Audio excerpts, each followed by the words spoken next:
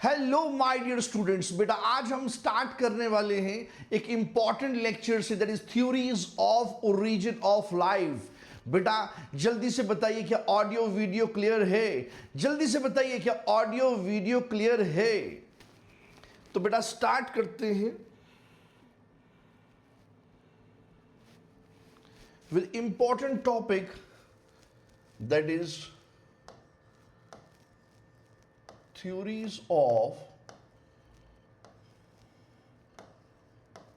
origin of life.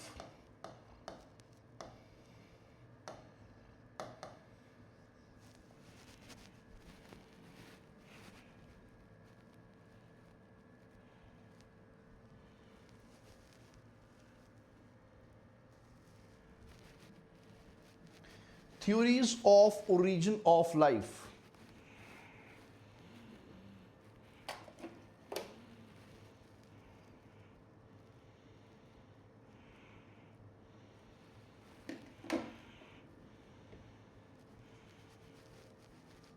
Theories of origin of life.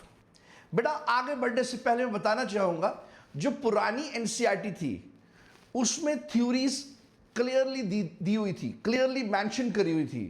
But अब जो नई अपडेटेड एनसीईआरटी है इसमें आपको थ्योरीज फ्रेगमेंट्स में मिलेंगी, आपको कहीं कहीं इसके नाम देखने को मिलेंगे। तो रादर कि हम ये थ्योरीज फ्रेगमेंटेड या स्प्लिटेड वे में पढ़ें, हम इसको कोलेक्टिवली एक साथ पढ़ेंगे, that is theories of origin of life. बहुत ही इंपॉर्टेंट है और यहां से नीट में क्वेश्चन आ सकता है। अगर आपको ये थ्योरीज पता होंगी तो आपको ये एकदम क्लियरली पता चल जाएगा ये जो एवोल्यूशन का ट्रैक है ये किस तरह से चला। आपको पता चल जाएगा कि ये जो hypothesis by हेल्डेन and Oparin and हेल्डेन की जो हाइपोथेसिस थी इसमें एग्जैक्टली था क्या। तो आगे फर्दर अंडरस्टैंड करने के लिए आपको ये कुछ बेसिक्स समझने पड़ेंगे। तो बेटा ये जो आज का लेक्चर रहेगा थ्योरीज में, सबसे पहले जो थ्योरी है दैट इज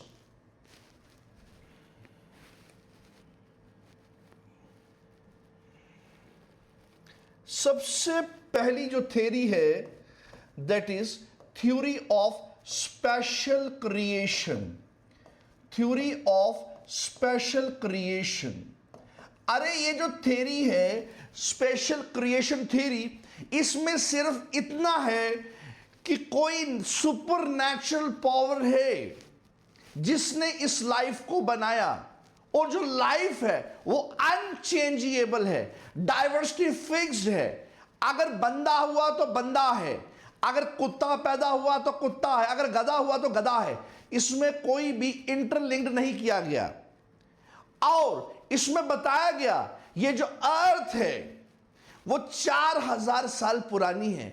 लेटर ऑन इस थ्योरी को डिस्कार्ड भी किया गया। अभी हम इन थ्योरीज को डिटेल में पढ़ेंगे। बेटा ये जो अगली थ्योरी है that is theory of spontaneous generation. Spontaneous generation. बेटा ये जो थ्योरी है स्पॉन्टेनियस जनरेशन, ये कहती है ये जो life I, life comes from lifeless matter.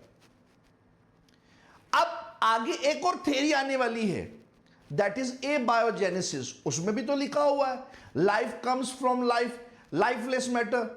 But फर्क इतना है, मान लीजिए अगर स्पॉन्टेनियस मींस एकदम से, ये थ्योरी कहती है life I from lifeless matter, मगर स्पॉन्टेनियसली एकदम से लाइफ एकदम से प्रकट हो गई। जैसे ये कहती है कि सपोज कोई मिट्टी है, मान लीजिए मॉइस्ट सॉइल है, वहां से एकदम से फ्रॉग्स आ गए। अगर सपोज अगर कहीं मीट पड़ा हुआ है, एकदम से मैगट्स आ गए, मतलब एकदम से लाइफ अपीयर हो जाती है। ठीक है, स्पॉन्टेनियसली जो लाइफ है वो अपीयर हुई, लाइफ जो है वो स्पॉन्टेनियसली अपीयर हुई। ठीक है, अब बेटा जो नेक्स्ट थ्योरी है that is extra extra terrestrial और कॉस्मोजोन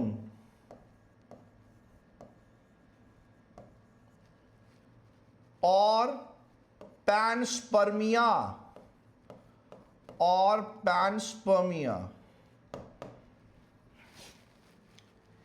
एक्स्ट्रा टेरेस्ट्रियल मतलब लाइफ कहीं बाहर से आई। कुछ ऐसे लाइफ प्रोड्यूसिंग स्पोर्स थे, स्पोर्स वो कुछ अलग अलग प्लैनेट्स में थे और वो लाइफ प्रोड्यूसिंग स्पोर्स एक प्लैनेट से दूसरे प्लैनेट में आए, दूसरे से तीसरे प्लैनेट में आए और वहीं से फिर अर्थ प्लैनेट में आ गए। तो इस तरह से लाइफ आई। तो ये कहता है एक्स्ट्रा टेरेस्ट्रियल या कॉस्मोजोन या पैनस्पर्मिया। पैनस्पर्मिया का मतलब था कहीं भी, लाइफ कहीं भी हो सकती है, मतलब लाइफ प्रोड्यूसिंग स्पोर्स कहीं भी हो सकते हैं। बेटा लास्ट में आता है थ्योरी ऑफ एबायोजेनेसिस, या फिर बायोकेमिकल इवोल्यूशन,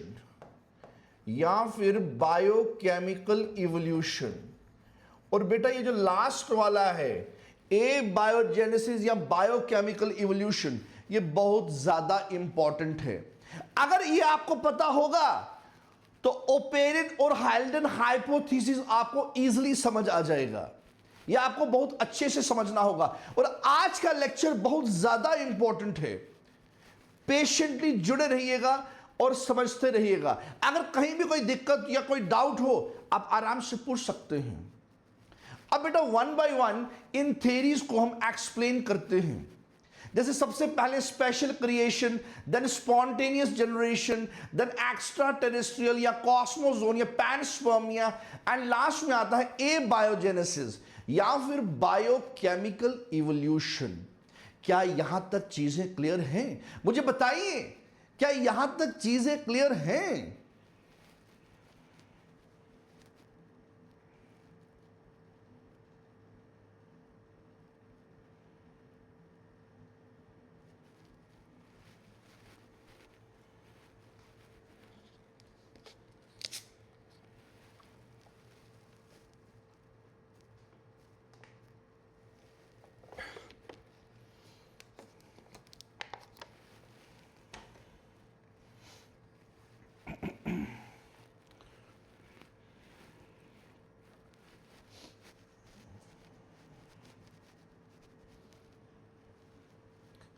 तो बेटा वन बाय वन डिस्कस करते हैं। सबसे पहले डिस्कस करते हैं स्पेशल क्रिएशन। सबसे पहले special creation.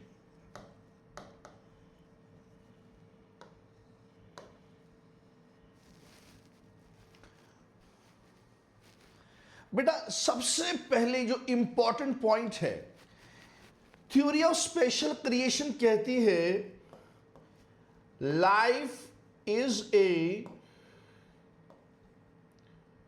वाइटलिस्टिक event. Life is a vitalistic event. ठीक है, वाइटलिस्टिक मीन्स जिसने इस सृष्टि का संचार किया, जिसने इस सृष्टि को सबसे पहले बनाया। मैं आगे चलने से पहले मैं आपको बताना चाहूंगा बेटा ये जो लाइफ है ये किसी सुपरनेचुरल लाइफ या सुपरनेचुरल पावर ने बनाई। बहुत धर्म के लोग हैं जो कि हम लड़ते हैं आपस में।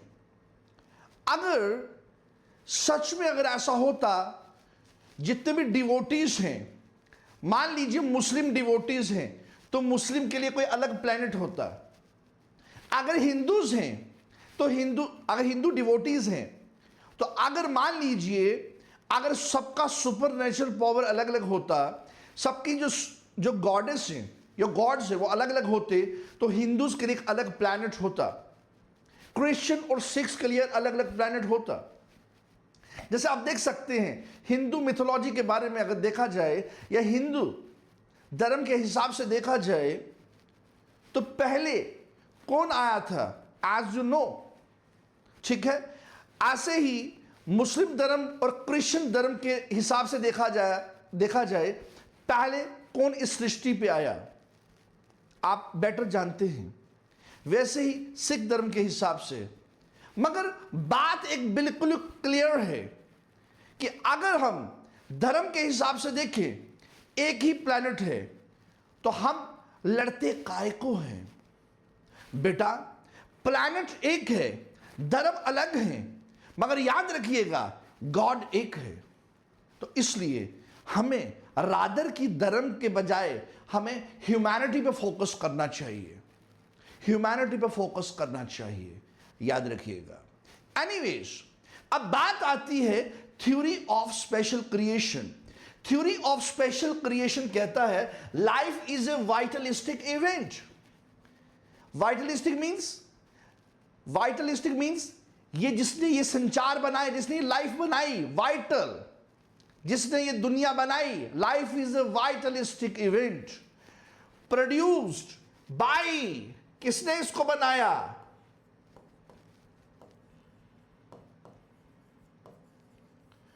Supernatural life, produced by supernatural life. और अगर कुछ और इंपॉर्टेंट पॉइंट्स देखें इस थ्योरी में, यह कहता है लाइफ इज अनचेंजेबल। जो लाइफ है उससे फर्दर आगे लाइफ नहीं होगी, यानी कि नॉन इवॉल्विंग, नॉन म्यूटेबल, ठीक है। ये थ्योरी कहती है लाइफ इज अनचेंजेबल। जो लाइफ है, लाइफ इज अनचेंजेबल।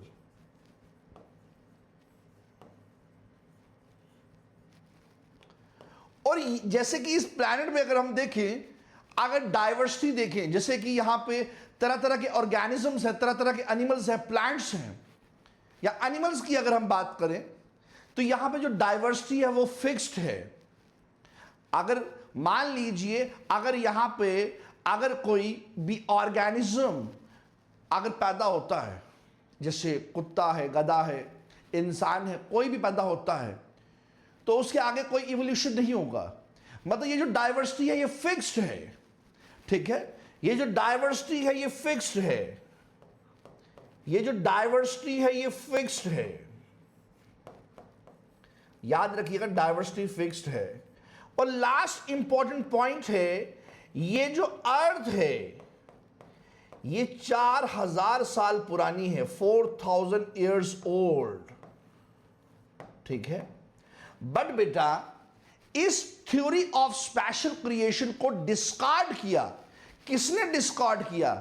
किसने बताया ये थ्योरी जो है ये हकीकत में है ही नहीं, ठीक है। इसको किसने डिस्कार्ड किया? अगर हमें किसी चीज को डिस्कार्ड करना हो तो हमारे पास प्रूफ चाहिए, हमारे पास कोई एविडेंस चाहिए। तो जो डार्विन था उसने कुछ फॉसिल्स को स्टडी किया और उन फॉसिल्स के आधार पे उसने इस थ्योरी को क्या किया? डिस्कार्ड किया और कुछ पॉइंट्स बताए और उन पॉइंट्स ने इस थ्योरी को डिस्कार्ड किया।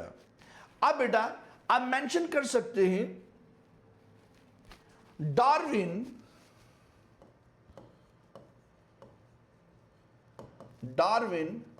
studied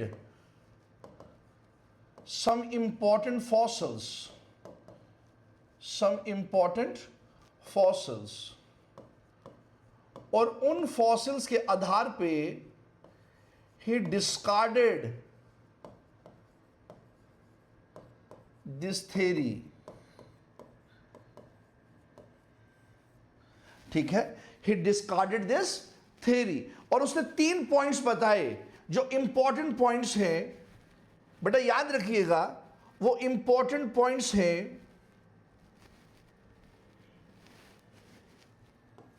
फर्स्ट वन इज, जैसे कि ये थ्योरी कहती है लाइफ इज अनचेंजेबल, डार्विन ने कहा लाइफ इज चेंजेबल। जो लाइफ है लाइफ इज चेंजेबल। जैसे यहां पे कहा गया इस थ्योरी में डाइवर्सिटी इज फिक्स्ड। तो डार्विन ने कहा on the basis of fossils, diversity is not fixed.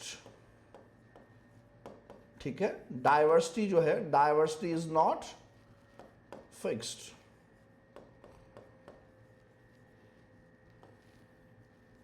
और इंपॉर्टेंट पॉइंट है, इस थ्योरी में कहा गया जो अर्थ है वो सिर्फ 4000 साल पुरानी है, जबकि जो अर्थ है, याद रखिएगा, ये 4000 से भी बहुत ज्यादा साल पुरानी है, जो कि मैंने आपको लास्ट लेक्चर में बताया था।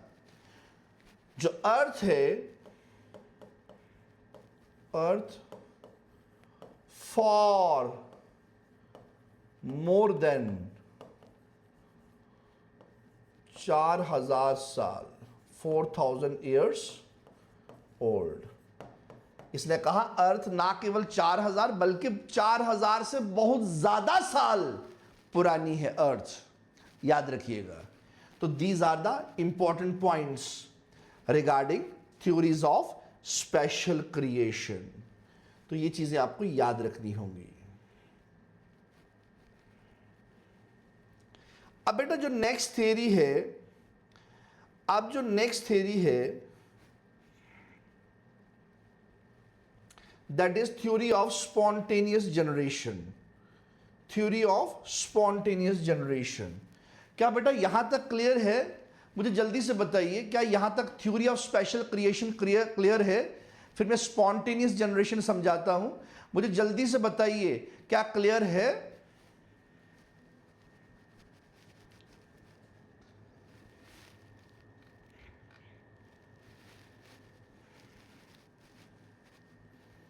बेटा बताइए, क्या क्लियर है?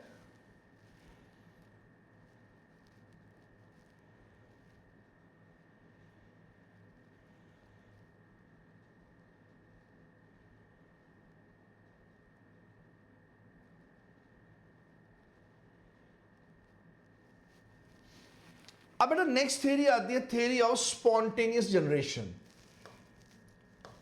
Theory of spontaneous generation. ठीक है, theory of spontaneous generation. Spontaneous generation का मतलब है लाइफ ओरिजिनेट एकदम से हुई, स्पॉन्टेनियसली ओरिजिनेट हुई from lifeless.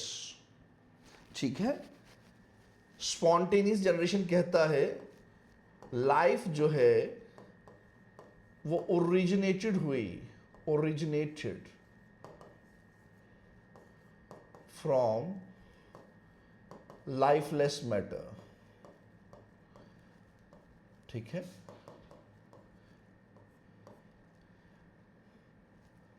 Life originated from lifeless matter, याद रखिएगा। Life originated from lifeless matter, याद रखिएगा। Life originated from lifeless matter बहुत ही इंपॉर्टेंट है। यानी कि लाइफ आई, लाइफलेस से आई। जैसे मैं एग्जाम्पल देना चाहूंगा, इन्होंने उदाहरण दिया, जैसे एग्जाम्पल के तौर पे सपोज फ्रॉग है, सपोज फ्रॉग है। ठीक है, सपोज फ्रॉग है। फ्रॉग कहां से आया? मॉइस्ट सॉइल से आया।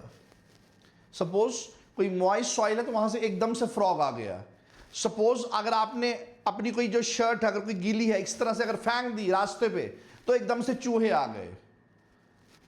ठीक है, मान लीजिए अगर कोई मीट है, कोई मीट पड़ा हुआ है तो एकदम से उसके ऊपर मैगट्स आ जाएंगे। मैगट्स एकदम उसके ऊपर, कीड़े मकोड़े एकदम से उसके ऊपर आ जाएंगे, जर्म्स एकदम उसके ऊपर आ जाएंगे। यानी कि इनके कहने का मतलब था जो ऑर्गेनिज्म है, जो ऑर्गेनिज्म है वो अपीयर होगा without parental organism, without parental organism. इन्होंने कहा कि जो ऑर्गेनिज्म है या फ्रॉग है या कोई भी ऑर्गेनिज्म है वो एकदम से प्रकट हो जाएगा। जैसे आत्मा प्रकट होती है ना, वैसी ऑर्गेनिज्म एकदम से प्रकट हो जाएगा। मतलब उसके पेरेंट का कोई रोल ही नहीं है।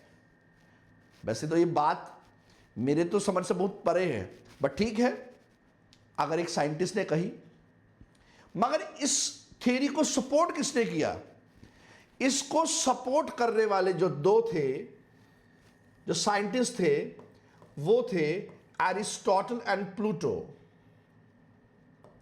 एरिस्टोटल एंड प्लूटो, ठीक है, इन्होंने इसको सपोर्ट किया। बट इसको डिस्कार्ड किसने किया? इसको डिस्कार्ड किसने किया? डिस्कार्डेड करने वाला जो था वो था लुईस पाश्चर। वो लुईस पाश्चर था। अरे बेटा वो लुईस पाश्चर था। लुईस पाश्चर, जिसको फादर ऑफ माइक्रोबायोलॉजी भी कहा जाता है, लुईस पाश्चर था। अब किसी चीज को अगर डिस्कार्ड करना हो तो एक स्ट्रांग एविडेंस देना पड़ता है। अब लुईस पाश्चर ने कहा ऐसा नहीं होता है। उसके लिए, उस चीज को प्रूफ करने के लिए उसने एक एक्सपेरिमेंट परफॉर्म किया। उसको कहते हैं लुईस पाश्चर्स स्वैन नेक एक्सपेरिमेंट। स्वैन नेक एक्सपेरिमेंट, याद रखिएगा। स्वैन पता है ना? स्वैन नेक, स्वैन नेक एक्सपेरिमेंट। स्वैन क्या होता है? जिसका मुंह इस तरह से होता है ना, इस तरह से। स्वैन देखी होगी आपने, ठीक है। स्वैन नेक एक्सपेरिमेंट।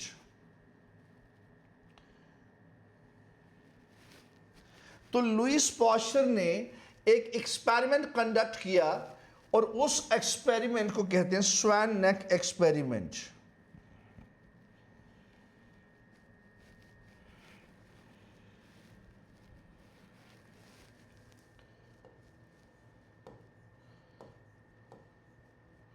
स्वैन नेक एक्सपेरिमेंट,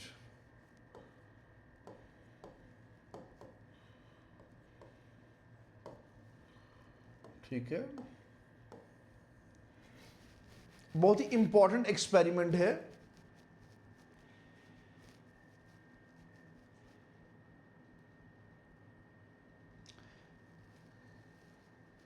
बेटा डिस्कार्ड होता है जब किसी को रिजेक्ट कर देना। अगर कोई थ्योरी डिस्कार्ड हो जाती है ना, रिजेक्ट हो जाती है। डिस्कार्ड मीन्स रिजेक्ट, ठीक है। अगर मान लीजिए अगर कोई चीज एक्सेप्ट होती है, इट मीन्स वो थ्योरी सक्सेसफुल है, सभी ने उसको एक्सेप्ट किया। अगर कोई थ्योरी डिस्कार्ड होती है, डिस्कार्ड इसलिए होती है कि वो थ्योरी रिजेक्ट हो गई, ठीक है। इसका ये मीनिंग होता है। समझ आ गया? एनीवेज आगे बढ़ते हैं। स्वैन नेक एक्सपेरिमेंट।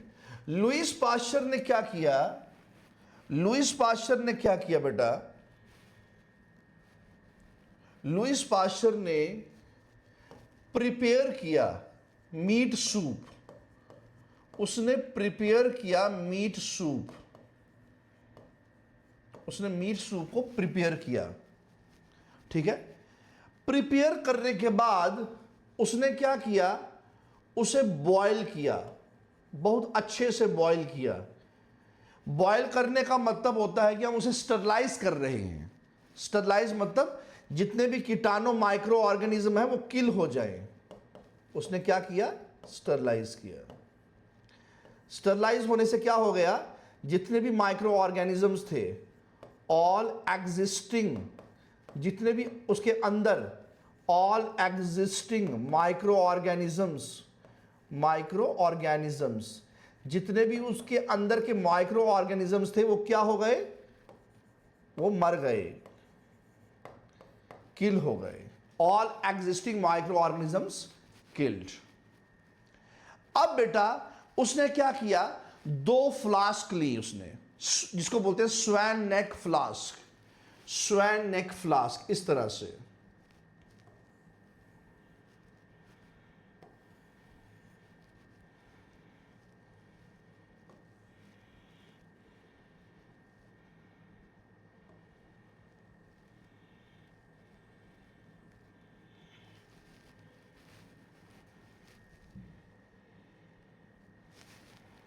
इस तरह से फ्लास्क ली,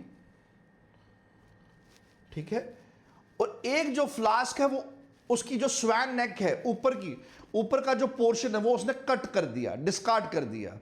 इस तरह से उसने दो फ्लास्क ली, स्वैन नेक फ्लास्क और हम कह सकते हैं दूसरी जो है वो सिंपल फ्लास्क ली, ठीक है, यानी कि उसका जो ऊपर का जो पोर्शन है वो काट दिया उसने। तो ये आ गया simple flask and this one is swan neck flask. अब इस दोनों के अंदर, इन दोनों फ्लास्क के अंदर बेटा उसने क्या डालना शुरू कर दिया,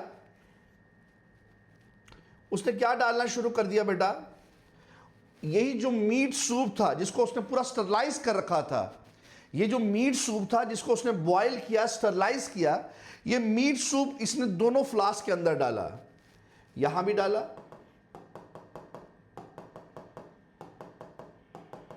और यहां भी डाला।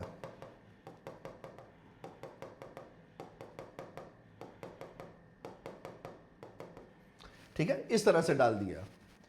अब बेटा उसने देखा कि ये जो मीट सूप है क्या अब इसके अंदर कीटाणु आएंगे या नहीं आएंगे, दोनों में उसने देखने की कोशिश करी, इस केस में भी और इस केस में भी क्या माइक्रो ऑर्गेनिज्म आते हैं, क्योंकि ये जो मीट सूप है इसके सारे माइक्रो ऑर्गेनिजम्स किल्ड हो चुके हैं क्योंकि इसको बॉयल किया गया, स्टरलाइज किया गया। ठीक है बेटा, थोड़ी देर के बाद ये देखा गया ये जो माइक्रो ऑर्गेनिजम्स या जो डस्ट है, याद रखिएगा यहां से इस रूट से जो भी माइक्रो ऑर्गेनिज्म या डस्ट जो गई वो यहां पे ट्रैप हो गई, क्योंकि जो इसका जो रूट है ना, एकदम से क्या है, टेढ़ा सा है, एकदम ऐसे घुमा के पूरा स्वैन नेक की तरह है। ठीक है, तो याद रखिएगा यहां पे जो माइक्रो ऑर्गेनिज्म थे, माइक्रो ऑर्गेनिज्म इवन की जो डस्ट थी एंड डस्ट वो ट्रैप्ड हो गई, एकदम ट्रैप्ड हो गई वो। ठीक है, माइक्रो ऑर्गेनिज्म और डस्ट यहीं पे ट्रैप हो गई बेटा, आगे जा ही नहीं पाई। अगर सीधा सीधा रूट होता तो सीधा सीधा यहां से होती हुई कहां पहुंच जाती, मीट सूप तक डस्ट पहुंच जाती, माइक्रो ऑर्गेनिज्म पहुंच जाते, बट रास्ता बहुत कठिन है, बहुत घुमा के जलेबी की तरह है। तो ये जो माइक्रो ऑर्गेनिजम्स और डस्ट हैं वो रास्ते में ही ट्रैप हो गए। ठीक है, ट्रैप होने का मतलब they do not reach meat soup. ठीक है, अब इस केस में देखा गया, अब इसके ऊपर स्वैन नेक तो है नहीं, इसके ऊपर का पोर्शन तो नहीं है, अब ये सीधा सीधा इन्वायरमेंट के कांटेक्ट में है, तो यहां पे ये देखा गया जो माइक्रो ऑर्गेनिजम्स हैं, माइक्रो ऑर्गेनिजम्स एंड डस्ट वो इजिली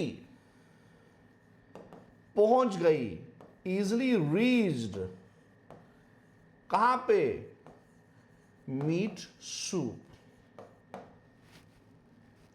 ठीक है, यहां पे ट्रैप होने का मतलब ही नहीं बनता।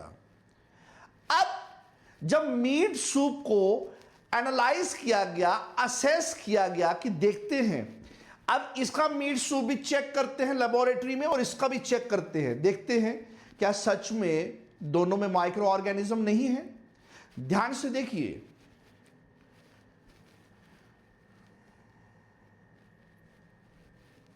जब इस मीट सूप को देखा गया तो यहां पे कोई भी माइक्रो ऑर्गेनिज्म नहीं थे, no micro organisms appeared in meat soup।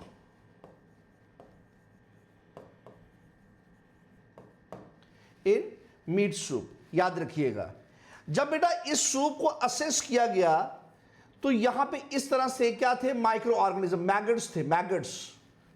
ठीक है, छोटे छोटे कीटाणु, ये इस तरह से यहां माइक्रो ऑर्गेनिजम्स कह सकते हैं, मैगट्स कह सकते हैं, मैगट्स यानी कि माइक्रो ऑर्गेनिजम्स, मैगट्स कहो, माइक्रो ऑर्गेनिजम्स कहो, ये यहां पे अपेयर हुए, अपेयर्ड इन सूप। ठीक है, जब ये सूप देखा गया, यहां पे कोई मैगट्स नहीं थे, कोई माइक्रो ऑर्गेनिजम्स नहीं थे, हम कहेंगे no micro organisms appeared in meat soup. और यहां पे मैगट्स थे, माइक्रो ऑर्गेनिजम्स थे, यहां पे माइक्रो ऑर्गेनिजम्स थे, मैगट्स थे, इवन के डस्ट थी यहां पे, इवन के डस्ट भी कह सकते हैं, डस्ट अपीयर्ड इन सूप। ना यहां पे माइक्रो ऑर्गेनिजम्स थे, ना यहां पे डस्ट थी, याद रखिएगा। बेसिकली हम इस थ्योरी में ये कह रहे हैं, थ्योरी ऑफ स्पॉन्टेनियस जनरेशन में, कि लाइफ एकदम से अपीयर होती है, लाइफ अपीयर्स फ्रॉम, या life originated from lifeless. But Louis Pasteur ने कहा ऐसा नहीं होता है, लाइफ हमेशा एग्जिस्ट करती है from pre existing life. Life के आगे लाइफ आती है, लाइफलेस से लाइफ नहीं आती।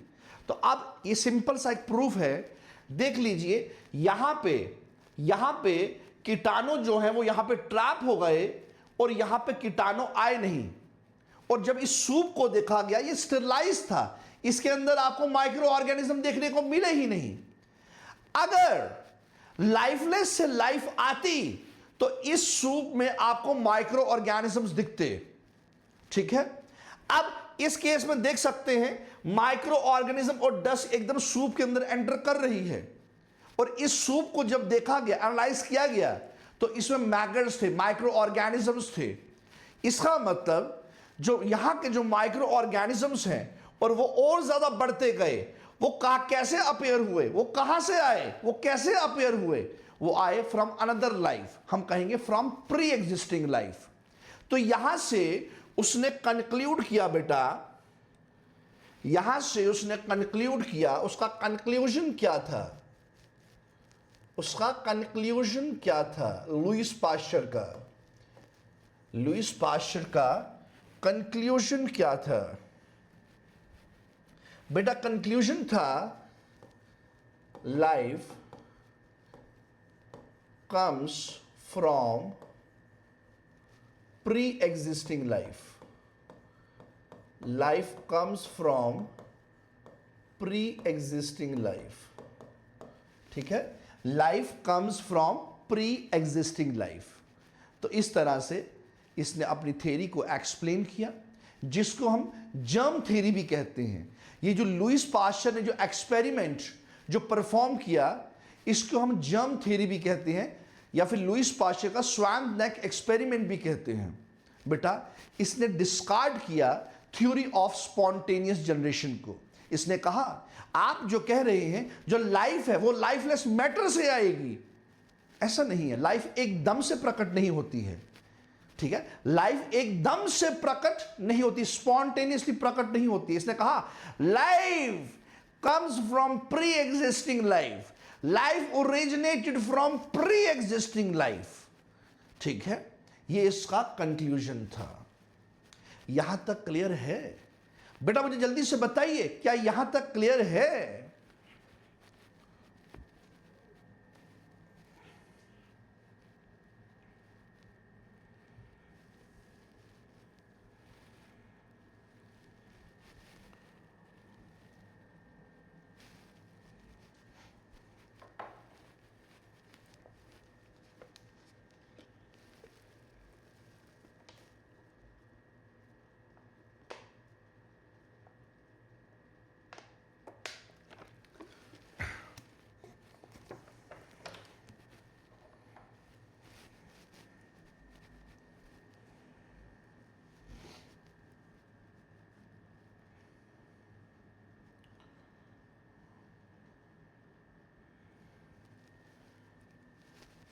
अब बेटा जो नेक्स्ट थियरी आती है that is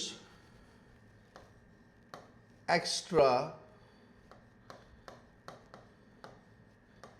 terrestrial, extra terrestrial या फिर कॉस्मोजोन या फिर पैनस्पर्मिया या फिर पैनस्पर्मिया।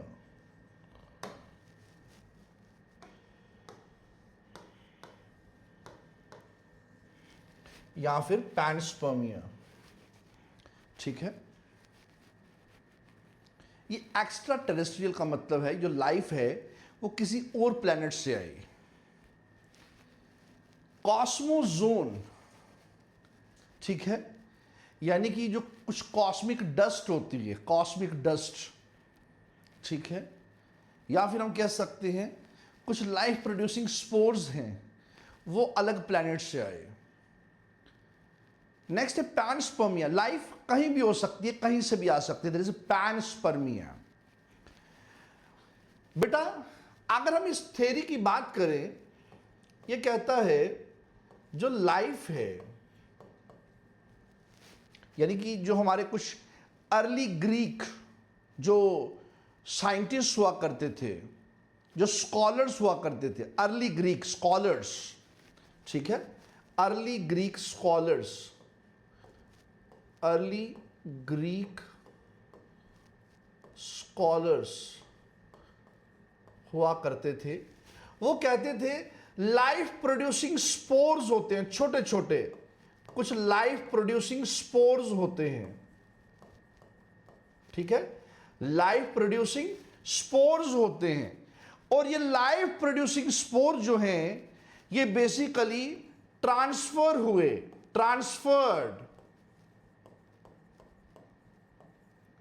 ठीक है, कहां पे, फ्रॉम वन प्लैनेट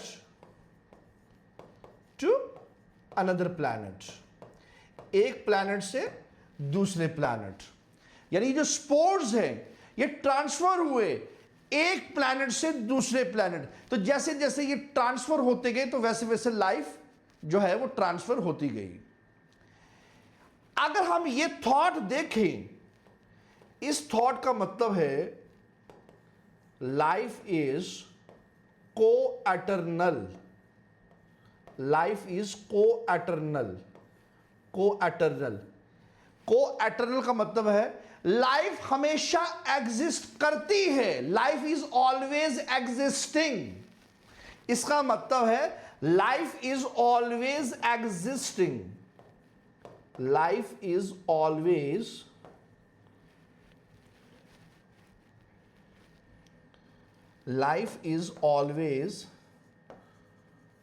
एग्जिस्टिंग।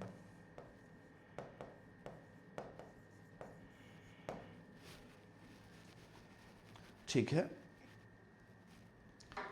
तो इसका मतलब ये हो गया कि कुछ लाइफ प्रोड्यूसिंग स्पोर्स हैं जो ट्रांसफर होते हैं एक प्लैनेट से दूसरे प्लैनेट, और इस तरह से जो है लाइफ ट्रांसफर होती रहती है।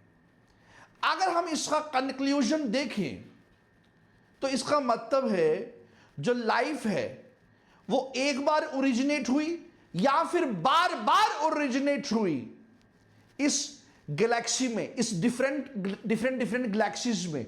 यूनिवर्स में क्या होते हैं, इस यूनिवर्स में कुछ डिफरेंट गैलेक्सीज हैं, इस यूनिवर्स में डिफरेंट गैलेक्सीज हैं। तो इस थॉट का जो कंक्लूजन है, या इस थ्योरी का जो कंक्लूजन है, इस थ्योरी का जो कंक्लूजन है वो ये है कि जो लाइफ है वो एक बार ओरिजिनेट हुई या बार बार ओरिजिनेट हुई डिफरेंट गैलेक्सीज में, इस यूनिवर्स में। याद रखिएगा कंक्लूजन ये हुआ कि जो लाइफ है, life is originated, life is originated, ठीक है, या तो वन टाइम या फिर सेवरल टाइम्स, या फिर several times. Life is originated one time या फिर सेवरल टाइम्स। कहां पे, इन डिफरेंट गैलेक्सीज में, इस यूनिवर्स में। याद रखिएगा, ठीक है। in different galaxies of universe.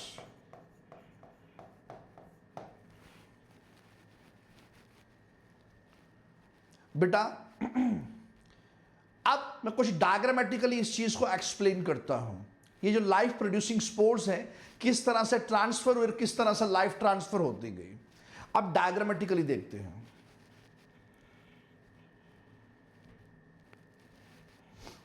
मान लीजिए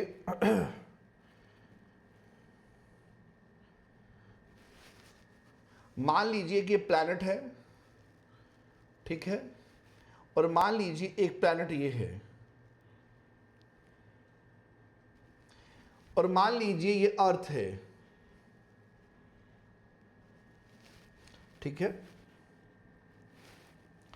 अब ये प्लैनेट, ये भी प्लैनेट, ये क्या है, प्लैनेट अर्थ है। ध्यान से देखिए, ये कुछ क्या है, स्पोर्स हैं।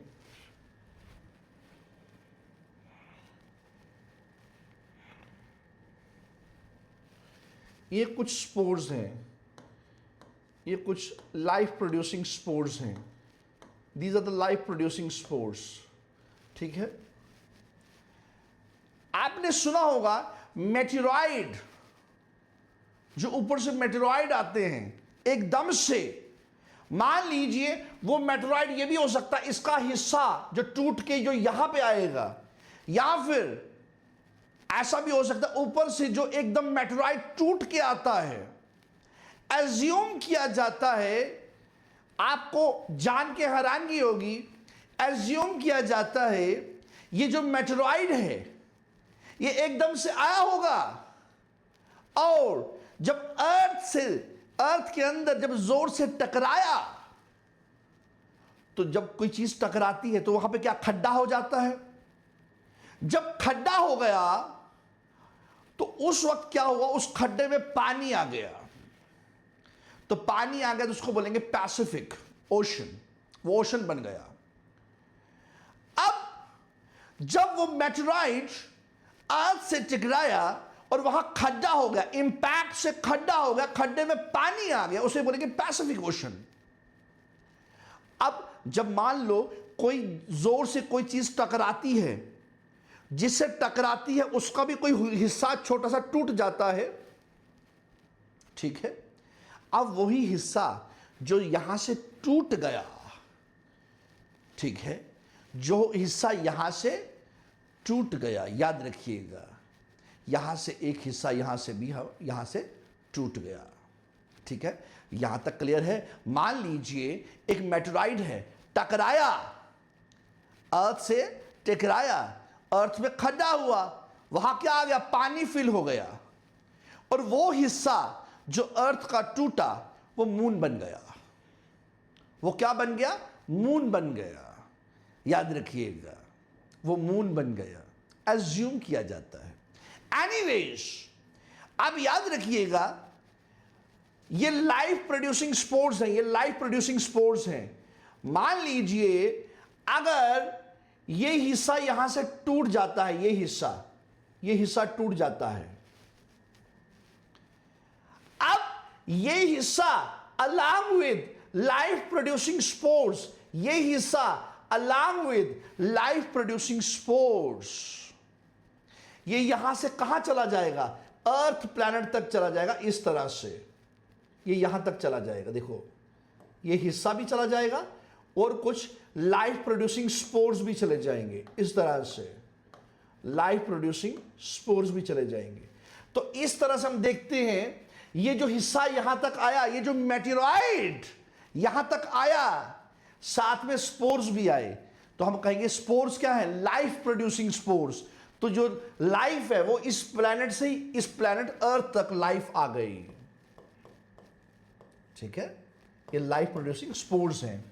या फिर हम कह सकते हैं ये एक प्लैनेट है, यहां पे कॉस्मिक डस्ट है, ये डस्ट है, कॉस्मिक डस्ट है, ठीक है, ये कॉस्मिक डस्ट है। मान लीजिए ऐसा भी हो सकता है ये जो डस्ट है, ठीक है, along with life producing spores, ये प्लैनेट अर्थ तक पहुंची इस तरह से, ठीक है। और यहां पे साथ में क्या है, लाइफ प्रोड्यूसिंग स्पोर्स, याद रखिएगा। तो इस तरह से यहां से क्या है, spores along with cosmic dust कहां पहुंच गई, प्लैनेट अर्थ तक। यहां से meteoroid along with life producing spores कहां पहुंच गए, प्लैनेट अर्थ तक, याद रखिएगा। तो इस तरह से जो लाइफ है वो ट्रांसफर हो रही है एक प्लैनेट से दूसरे प्लैनेट, ठीक है। अब बेटा बात आती है, ये जो मीटेरॉइड है, अगर इसका एनालिसिस किया जाए, या फिर बहुत सारे साइंटिस्ट ने इसका एनालिसिस भी किया होगा, ये जो मीटेरॉइड जो टूट के जो यहां पे आते हैं, जो धरती पे आते हैं, तो इसका एनालिसिस किया होगा। जब साइंटिस्ट थे उन्होंने क्या किया, एनालिसिस किया, इसको चेक किया, ठीक है। जो मीटेरॉइड्स थे उनमें बहुत सारे बायोमॉलिक्यूल्स थे, हम कहेंगे सिग्निफिकेंट बायोमॉलिक्यूल्स थे। Meteoroids contains significant biomolecules.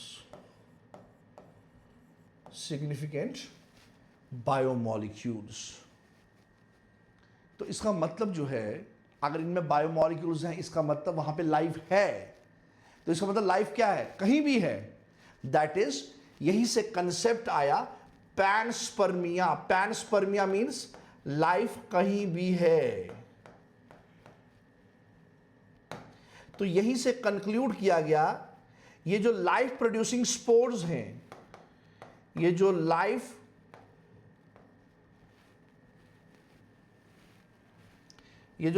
Producing spores हैं, याद रखिएगा, लाइफ प्रोड्यूसिंग स्पोर्स, ये आपको कहां देखने को मिलेंगे, ना केवल अर्थ पे, जबकि आपको सभी प्लैनेट्स में, एनीवेयर, कहीं भी आपको देखने को मिलेंगे लाइफ प्रोड्यूसिंग स्पोर्स, एनीवेयर।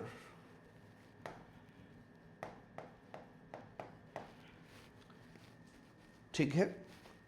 मगर बेटा ये चीज डिस्कार्ड हो जाती है, अगर हम ये देखें कि इस एटमॉस्फेयर से अगर हम बाहर जाएं, बाहर का एटमॉस्फेयर तो नॉन कंडक्टिव है, वहां तो लाइफ पॉसिबल नहीं है। अगर हम उस कंसेप्ट से देखें, अगर हम कुछ पॉइंट्स पे फोकस करें, तो फिर ये जो थ्योरी है ये डिस्कार्ड हो जाती है। याद रखिएगा, ये जो थ्योरी थी ये डिस्कार्ड हो गई। ये जो थ्योरी थी बेटा ये डिस्कार्ड हो गई।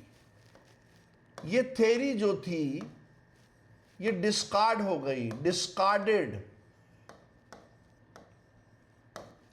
अगर हम फोकस करें तो हम कह सकते हैं जो आउटर एटमॉस्फेयर है वो नॉन कंडक्टिव है। Outer atmosphere is non conductive. ठीक है। जैसे कि मैं कुछ इंपॉर्टेंट पॉइंट्स बताऊंगा। सबसे पहला पॉइंट, एक्सट्रीम, इस एटमॉस्फेयर के बाहर जाओगे, extreme low temperature, extreme low temperature, temperature बहुत कम है। अब जैसी यहां पे एटमॉस्फेरिक कंडीशन है वैसा एटमॉस्फेयर वहां नहीं मिलेगा, तो हम कहेंगे lack of this present atmosphere, lack of atmosphere, lack of atmosphere, lack of atmosphere. ठीक है। याद रखिएगा बेटा, वहां पे बहुत ज्यादा ड्राइनेस है, बहुत ज्यादा ड्राइनेस है, बहुत ज्यादा ड्राइनेस है। ठीक है। और वहां पे बहुत ज्यादा, वेरी हाई इनफ्लक्स, यानी कि वेरी हाई इनफ्लक्स का मतलब हो गया बहुत ज्यादा क्या है, UV rays, very high influx of UV radiation या यूवी रेज जो हमारे लिए हानिकारक है।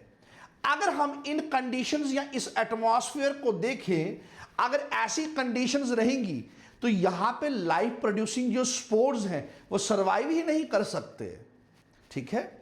और ऐसी कंडीशन में जो लाइफ प्रोड्यूसिंग स्पोर्स होंगे, लाइफ प्रोड्यूसिंग जो स्पोर्स होंगे कैनॉट सर्वाइव, कैनॉट सर्वाइव। ऐसी कंडीशंस में जो स्पोर्स होते हैं वो सर्वाइव ही नहीं कर सकते। तो आप कहते हैं जो लाइफ प्रोड्यूसिंग स्पोर्स हैं वो ट्रांसफर हुए एक प्लेनेट से दूसरे प्लेनेट, इस तरह से लाइफ ट्रांसफर होती गई। बट एग्जैक्टली देखें, इस एटमॉस्फेयर के बाहर चले जाइए तो ऐसा एटमॉस्फेयर ही नहीं है जिसमें ये लाइफ प्रोड्यूसिंग स्पोर्स सर्वाइव कर सकें। तो इस वजह से, इन इंपॉर्टेंट पॉइंट्स की वजह से ये जो थ्योरी है वो डिस्कार्ड हो जाती है। This theory gets discarded. तो बेटा मुझे बताइए, क्या यहां तक थ्योरीज क्लियर हैं? यहां तक थ्योरीज क्लियर हैं? बताइए, क्या यहां तक थ्योरीज क्लियर हैं?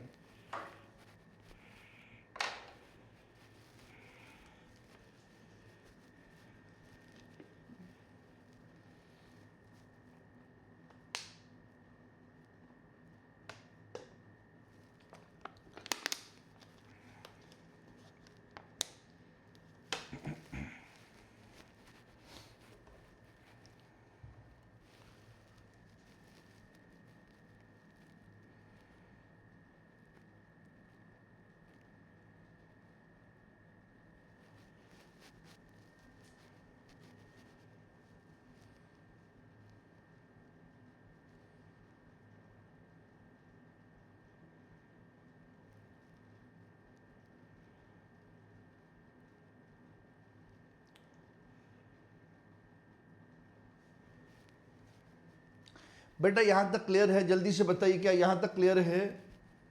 हर बच्चा कमेंट करेगा क्या यहां तक क्लियर है?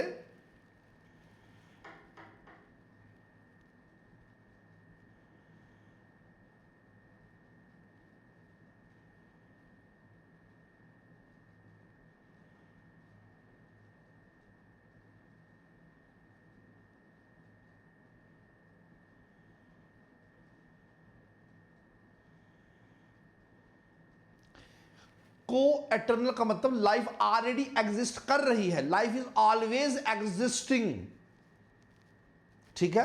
Life is always existing, exist कर रही है, तभी एक जगह से दूसरी जगह क्या हो रही है? ट्रांसफर हो रही है। लाइफ ऑलरेडी एग्जिस्ट कर रही है, हमेशा के लिए ऑलरेडी एग्जिस्ट कर रही है, बस ट्रांसफर हो रही है एक प्लेनेट से दूसरे प्लेनेट, दूसरे से तीसरे प्लेनेट। राइट? Getting me?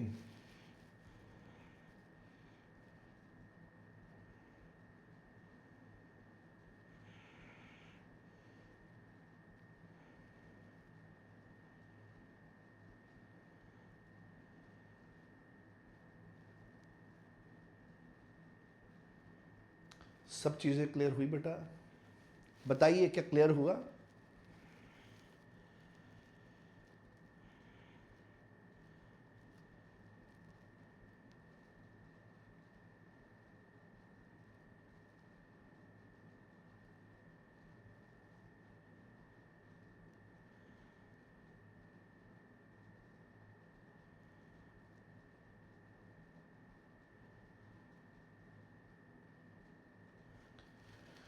तो बेटा नेक्स्ट स्टार्ट करते हैं theory of A biogenesis. Theory of A biogenesis, that is biochemical evolution.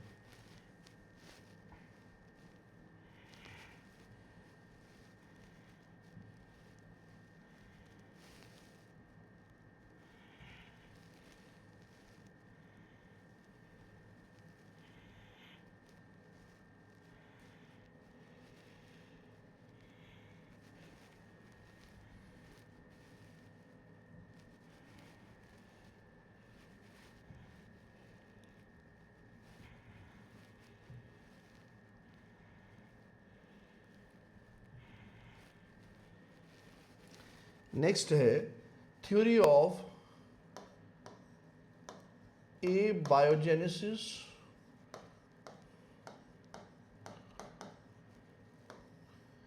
या फिर जिसके हम कहते हैं और बायोकेमिकल इवोल्यूशन और बायोकेमिकल इवोल्यूशन।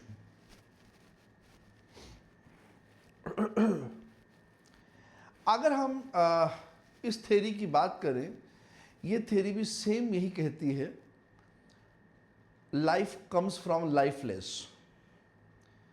फिर इसमें और स्पॉन्टेनियस में क्या फर्क हुआ? स्पॉन्टेनियस कहती है लाइफ लाइफलेस से आई, मगर एकदम से स्पॉन्टेनियसली ये जो एबायोजेनेसिस है, दैट इज बायोकेमिकल इवोल्यूशन, ये थ्योरी कहती है लाइफ लाइफलेस से आई, मगर इसके लिए मिलियंस ऑफ ईयर्स लगे, एकदम से नहीं, स्पॉन्टेनियसली नहीं, मिलियंस ऑफ ईयर्स लगे। और ये बहुत ही इंपॉर्टेंट टॉपिक है, यही वो टॉपिक है जिसे आपने अच्छे से अंडरस्टैंड करना है। ध्यान से सुनिएगा। अगर हम बात करें एबायोजेनेसिस की, इसके लिए आपको समझना होगा बिग बैंग। ये बिग बैंग कब हुआ था? 20 बिलियन ईयर्स एगो। अब देखिए, आपको पता है ब्लैक होल, ब्लैक होल है ना,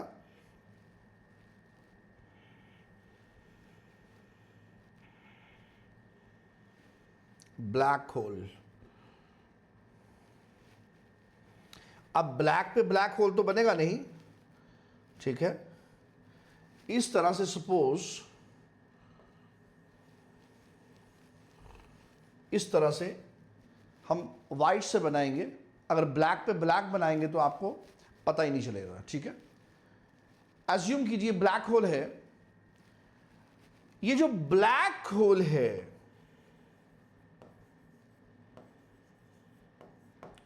याद रखिए इसमें डेंसिटी बहुत ज्यादा है, इसमें ग्रेविटेशनल फोर्स बहुत ज्यादा है, टेम्परेचर बहुत ज्यादा है, मगर टाइम एग्जिस्ट नहीं करता। ऐसा भी हो सकता है मैं कब निकलूं, कब गया और कब निकला, टाइम का पता ही नहीं। यहां टाइम एग्जिस्ट नहीं करता, यहां टाइम एग्जिस्ट नहीं करता, याद रखिएगा। याद रखिए यहां पे डेंसिटी,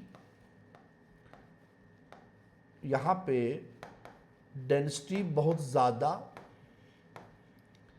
यहां पे ग्रेविटेशनल फोर्स बहुत ज्यादा, ठीक है, और यहां पे टेम्परेचर, ठीक है, बहुत ज्यादा। जब ऐसी कंडीशंस होंगी बेटा, और याद रखिएगा साथ में हम मेंशन कर सकते हैं टाइम एग्जिस्ट नहीं करता, टाइम नॉट एग्जिस्ट। अब मान लीजिए इस ब्लैक होल में क्या हुआ, ये बिग बैंग कैसे हुआ? Big bang, big bang 20 billion years ago हुआ था। बिग बैंग, याद रखिएगा ये जो बिग बैंग है, ठीक है, ये जो बिग बैंग है ये 20 बिलियन ईयर्स एगो हुआ था। अब ये जो ब्लैक होल है, इस ब्लैक होल में एक पार्टिकल है, इस ब्लैक होल में एक पार्टिकल है, इस तरह से। अब मान लीजिए अगर इसमें अगर एक पार्टिकल है, ठीक है, इसमें क्या एक पार्टिकल है, अंदर डेंसिटी ज्यादा, अंदर टेम्परेचर ज्यादा, अंदर फोर्सेस ज्यादा। जब ये जो पार्टिकल अंदर है, अगर इसके ऊपर अगर फोर्सेस एक्ट करेंगी, अगर इसके ऊपर फोर्सेस एक्ट करेंगी, देखो इस तरह से फोर्सेस एक्ट करेंगी, इस तरह से फोर्सेस एक्ट करेंगी, ठीक है। यहां पे डेंसिटी ज्यादा, यहां पे टेम्परेचर ज्यादा, ग्रेविटेशनल फोर्स ज्यादा, तो यहां पे फोर्सेस इस तरह से एक्ट करेंगी इस पार्टिकल के ऊपर।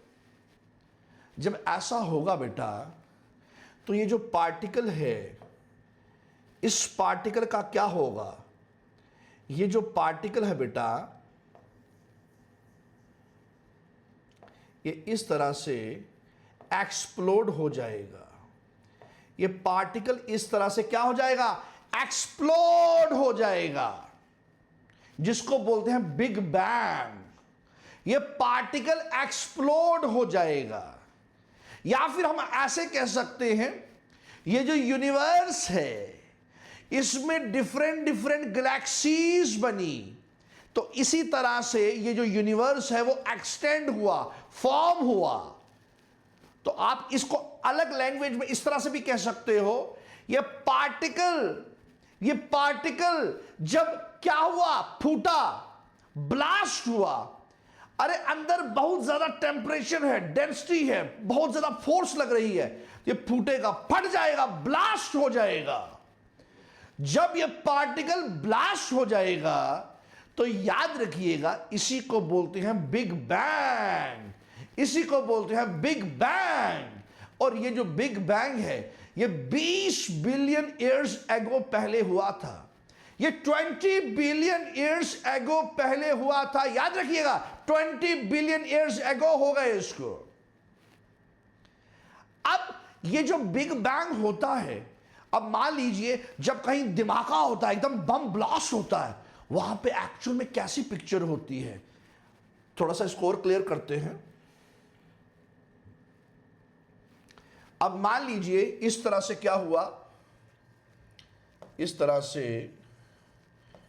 बिग बैंग हुआ।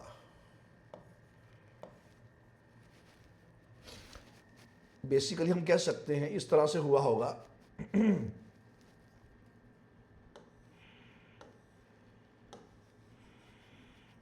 है ना? ये सारे क्या हैं? ये सारे पार्टिकल्स हैं, ये सारे पार्टिकल्स हैं, ये सारे पार्टिकल्स हैं। इस तरह से एक बादल सा बना हुआ है, ऊपर इस तरह से बादल बना हुआ है। ठीक है? ये सारे क्या है? पार्टिकल्स है। ये सारे टूटे बिखरे पार्टिकल्स हैं, टूटे बिखरे पार्टिकल्स है। एक क्लाउड बना हुआ है। इस क्लाउड को बोलते हैं नेब्यूला।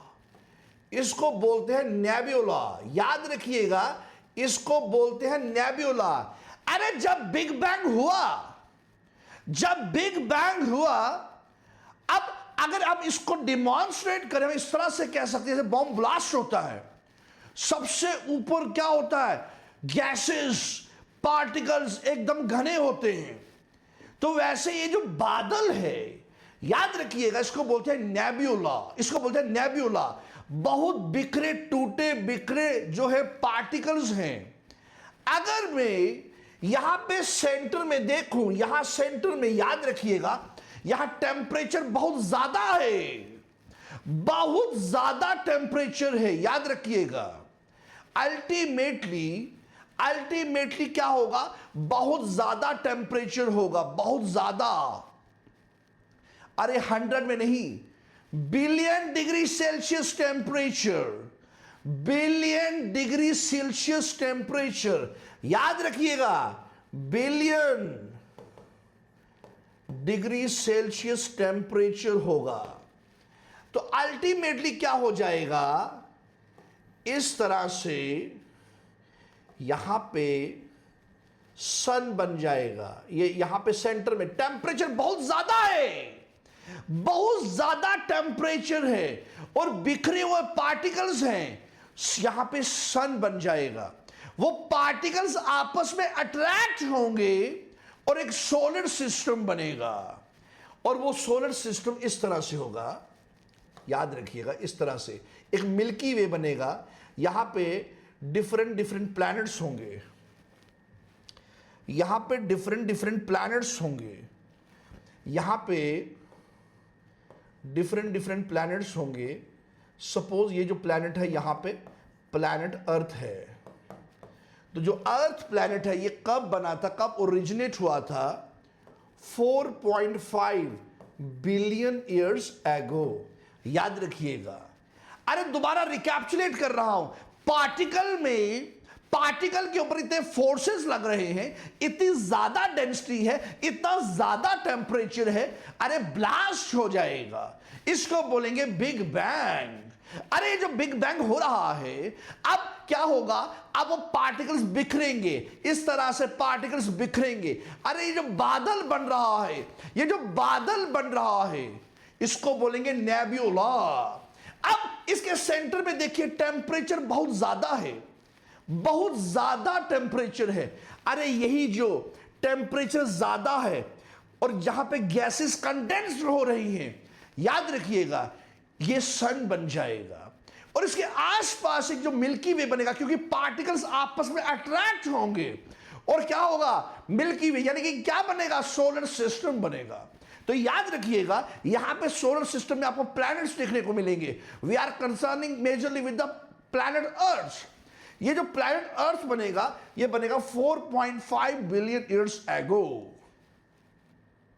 अब अर्थ बन चुकी है, अर्थ बन चुकी है। अब इसके बाद क्या होगा, बहुत इंटरेस्टिंग है।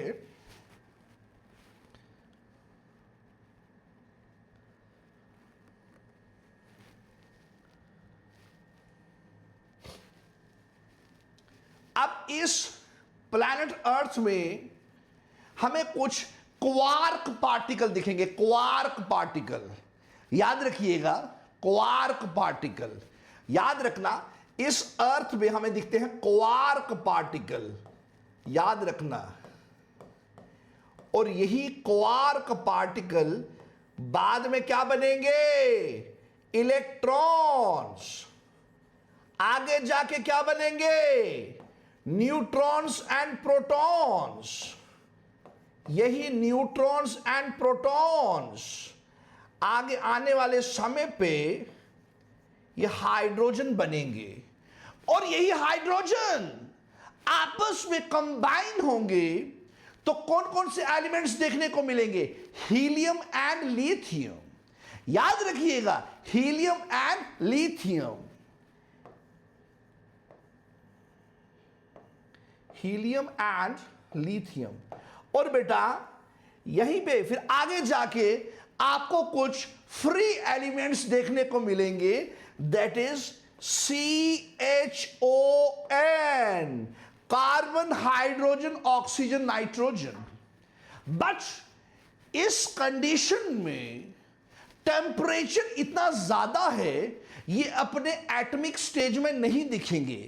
कार्बन एज कार्बन एटम नहीं दिखेगा, जो ऑक्सीजन है एज ऑक्सीजन एटम नहीं दिखेगा, हाइड्रोजन एज हाइड्रोजन एटम नहीं दिखेगा, नाइट्रोजन एज नाइट्रोजन एटम नहीं दिखेगा।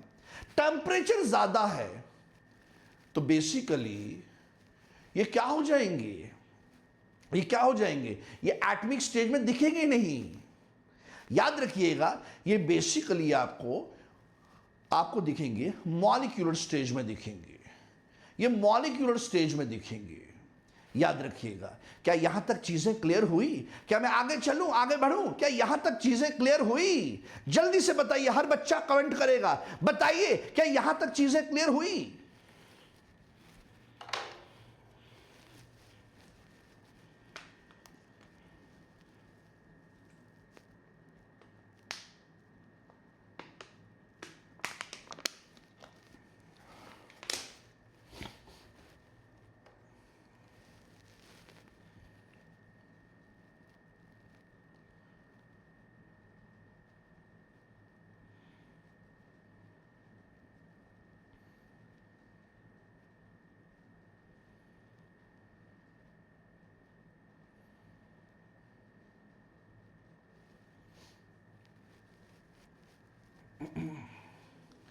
अब बेटा कंडीशन ऐसी है, हाइड्रोजन बन गया, उसके बाद हीलियम और लिथियम बन गया, उसके बाद कार्बन, हाइड्रोजन, ऑक्सीजन, नाइट्रोजन बन गया। मगर एक कंडीशन है, यहां पे टेम्परेचर बहुत ज्यादा है, 3000 डिग्री सेल्सियस टेम्परेचर है लगभग। अगर हम इसको प्रोसीड करें,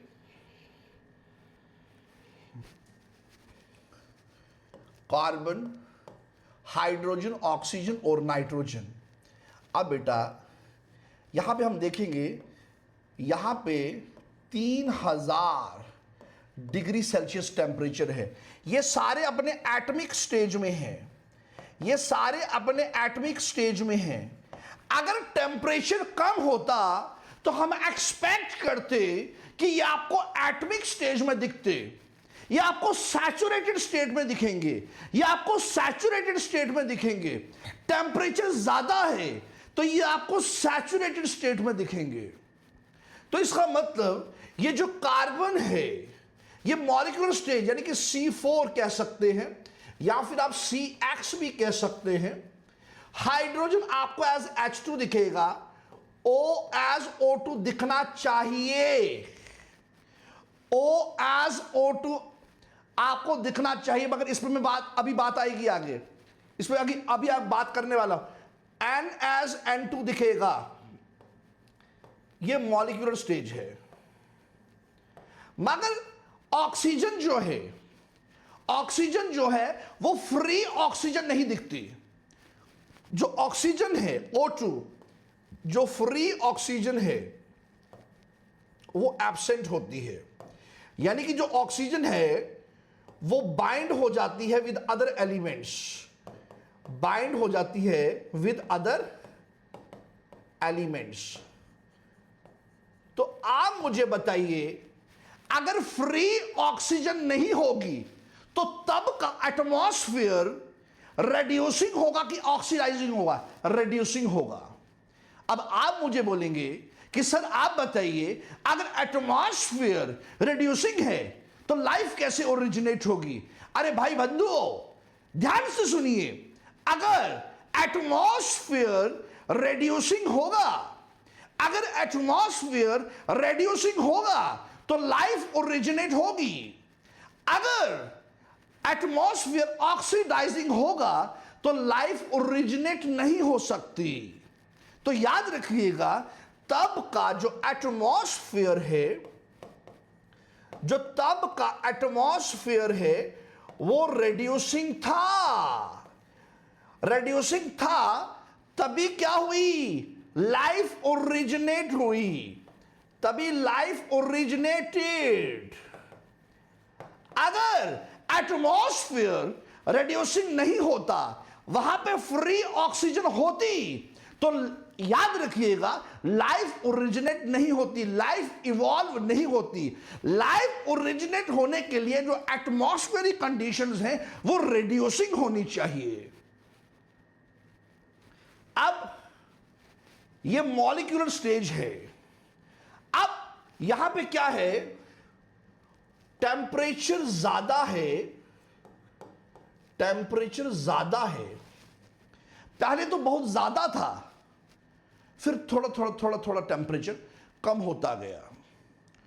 ओजोन एब्सेंट है, याद रखिएगा, ओजोन एब्सेंट है, ओजोन एब्सेंट है, और यूवी रेज प्रेजेंट है, और यूवी रेज प्रेजेंट है।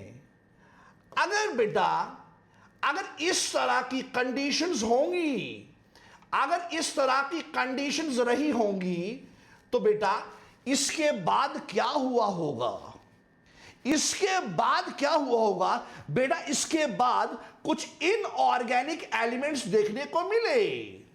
इसके बाद कुछ इनऑर्गेनिक एलिमेंट्स मिले, जैसे CO2, जैसे वाटर देखने को मिला, जैसे आपको NH3 देखने को मिला, जैसे H2 देखने को मिला। याद रखिएगा, ये सारे इनऑर्गेनिक मॉलिक्यूल्स हैं, इनऑर्गेनिक मॉलिक्यूल्स हैं, याद रखिएगा। These are the inorganic molecules, these are the inorganic molecules. बेटा ऐसी कंडीशंस रही होंगी तो ऐसे मॉलिक्यूल्स आपको दिखे होंगे। अरे एटम तो दिख ही नहीं सकते, टेम्परेचर बहुत ज्यादा है, मॉलिक्यूल्स दिखेंगे क्या? फ्री ऑक्सीजन दिखेगा? नहीं दिखेगा। आपको फ्री ऑक्सीजन दिख नहीं सकता, एटमॉस्फेयर जो था वो रिड्यूसिंग था। अब हम कैसा ऐसा एविडेंस माने, ऐसा क्या एविडेंस माने जिससे पता चले, आपको एग्जाम में क्वेश्चन आ सकता है, बताइए ऐसा क्या एविडेंस था, ऐसा क्या एविडेंस था जिसकी वजह से पता चलता है सच में तब का एटमॉस्फेयर रिड्यूसिंग रहा होगा। बेटा आपको पता होना चाहिए, अगर हम यूरेनियम लेड डेटिंग करते हैं, अगर हम यूरेनियम लेड डेटिंग करते हैं, इसका मतलब हम 100,000 साल आगे जा रहे हैं। अगर हम कार्बन डेटिंग करें, कार्बन डेटिंग से तो हम 100 साल तक जा सकते हैं, कार्बन डेटिंग तक हम 100 साल तक जा सकते हैं। यूरेनियम लेड डेटिंग से आप 100 साल से भी आगे, हजारों साल से भी आप आगे जा सकते हैं अगर आप यूरेनियम लेड डेटिंग करते हैं। याद रखिएगा, अगर यूरेनियम लेड डेटिंग करते हैं हम हजारों साल आगे जा सकते हैं, उस चीज को स्टडी कर सकते हैं। अगर हम सिर्फ और सिर्फ 100 साल तक जाना चाहते हैं, हम कार्बन डेटिंग करेंगे। बेटा उस समय के फॉसिल्स,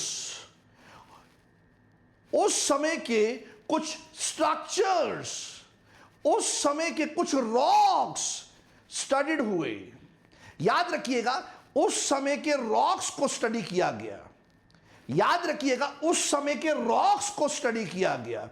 उस समय के रॉक्स की, उस समय के रॉक्स की यूरेनियम लेड डेटिंग की गई, और बदले में, याद रखिएगा, और बदले में क्या पाया गया? यूरेनाइट और पायराइट।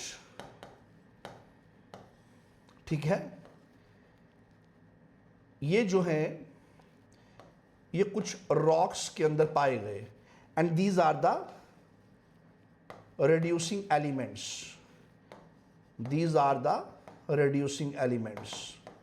याद रखिएगा, जब उस समय के रॉक्स को स्टडी किया गया, जब उस समय के रॉक्स को स्टडी किया गया, उसकी यूरेनियम लेड डेटिंग हुई, यूरेनाइट और पायराइट इसमें एलिमेंट्स पाए गए। कंपाउंड्स कह सकते हैं, ऐसे कंपाउंड्स पाए गए, ऐसे कंपाउंड्स पाए गए।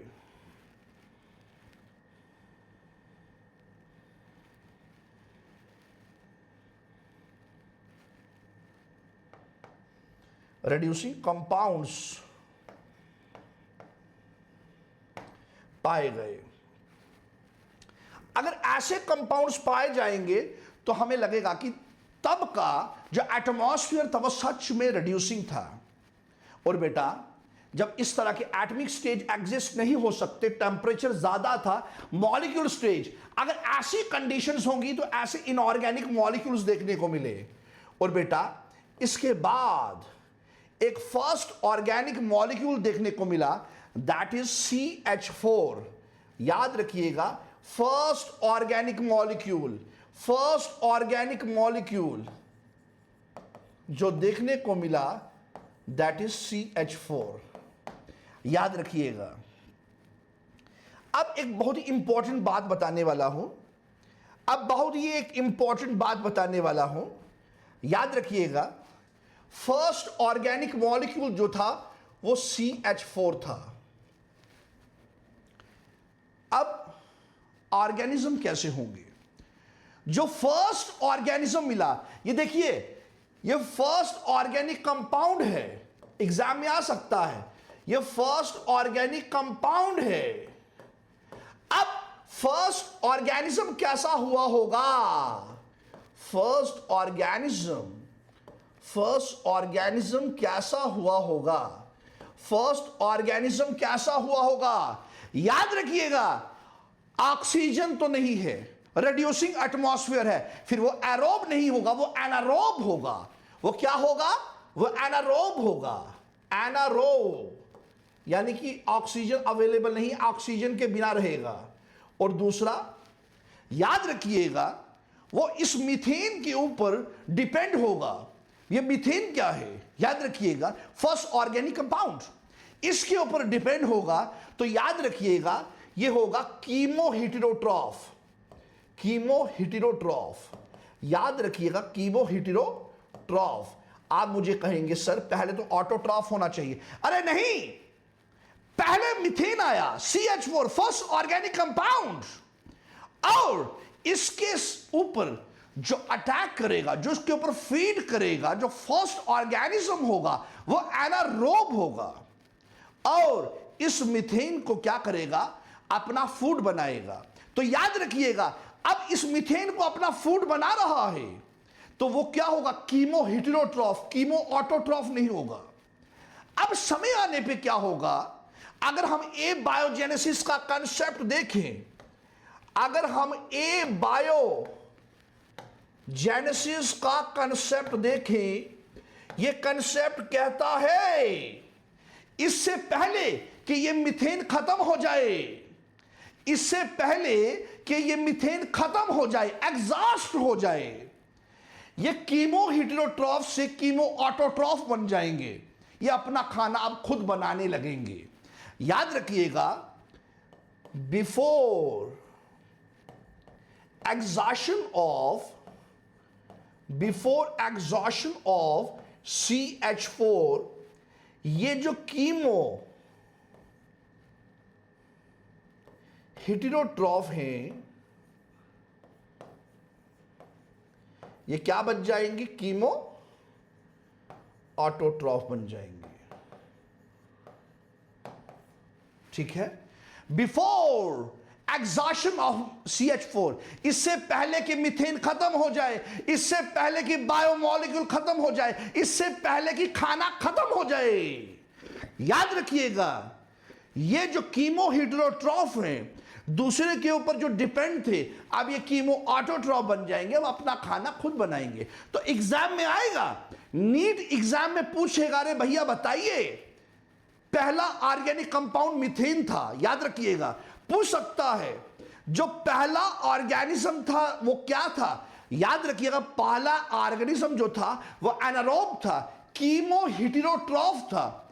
इससे पहले कि मीथेन खत्म हो जाए, खाना खत्म हो जाए, एग्जॉस्ट हो जाए, वो कीमो हेटेरोट्रॉफ से कीमो ऑटोट्रॉफ बन गया। तो यही कंसेप्ट था ए बायोजेनेसिस का। हमने बात शुरू की लाइफलेस से, ना जाने कितने मिलियन बिलियन ईयर्स लग गए तो एक लाइफ आ गई, एक लिविंग ऑर्गेनिज्म बना। तो कल इस टॉपिक को यहीं से प्रोसीड करेंगे, थोड़ा इसको रिकैप्चुलेट भी करेंगे और यहीं से प्रोसीड करेंगे, और इन थियरीज को भी थोड़ा थोड़ा रिकैप्चुलेट करेंगे नेक्स्ट लेक्चर में, और एक इंपॉर्टेंट हाइपोथेसिस डिस्कस करेंगे, that is hero, that is Oparin and हेल्डेन hypothesis. ठीक है, याद रखिएगा। क्या आज का लेक्चर क्लियर है, मुझे बताइए क्या आज का लेक्चर क्लियर है? कोई डाउट है तो पूछ सकते हैं।